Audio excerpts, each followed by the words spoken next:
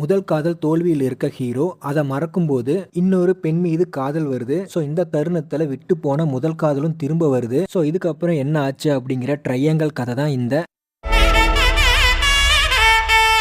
தென் இது slow narration movie தான். So slow narration movie உங்களுக்கு பிடிக்கும்னா மேபி இந்த படம் ஒர்க் ஆகலாம். ஏன்னா எந்த ஒரு கூச்சலும் இல்லாத அமைதியான காதல் கதை. அதுலயும் முக்கியமா அதிதி அவங்களுடைய கேரக்டர் ரியலாவே ஸ்வீட்டா இருக்கும். சொல்ல போன ஹீரோ அர்ஜுன் தாஸை விடவும் ஒரு படி சூப்பராகவே எழுதியிருப்பாரு டைரக்டர். தென் அர்ஜுன் தாஸ் அவரும் 2 டிஃப்ரெண்ட் ஷேடோவில் வருவாரு. அதுலயும் அழுகை, சிரிப்பு, தவிப்பு, குழப்பம்னு அழகாவே நடிச்சிருக்காரு. தென் ஏதோ ஒரு வகையில எல்லோருடைய வாழ்க்கையிலும் காதல் ஒரு பாதிப்பை ஏற்படுத்தி இருக்கும். ஸோ அவங்களுக்கு அந்த நினைவுகளை திரும்ப கொண்டு வரது மட்டும் இல்லாம நல்லாவே கனெக்ட் ஆகும் இந்த படம். தென் அது மட்டும் இல்லாம ஆல்ரெடி பழக்கப்பட்ட கதை அப்படிங்கிறதுனால ஈஸியா எல்லாரும் ப்ரிடிக்ட் பண்ணிடுவாங்க. ஸோ அதுதான் நான் இந்த படத்துல பெரிய மைனஸா பாக்குறேன். பட் அப்படி இருந்தாலும் சில காதல் வழிகள் நம்மை தவறான முடிவுக்கு கொண்டு போகும். ஆனால் சில காதல் நம் வாழ்க்கையை மீண்டும் புத்துணர்ச்சியோடு தொடங்கி வைக்கும் அப்படின்னு மெல்லிய இதயங்களுக்கு அழகா சொல்றதுனால மேபி இந்த படம் உங்களுக்கு பிடிக்கலாம். ஸோ ஒரு முறை ட்ரை பண்ணி பாருங்க இந்த ஒன்ஸ் மோரை.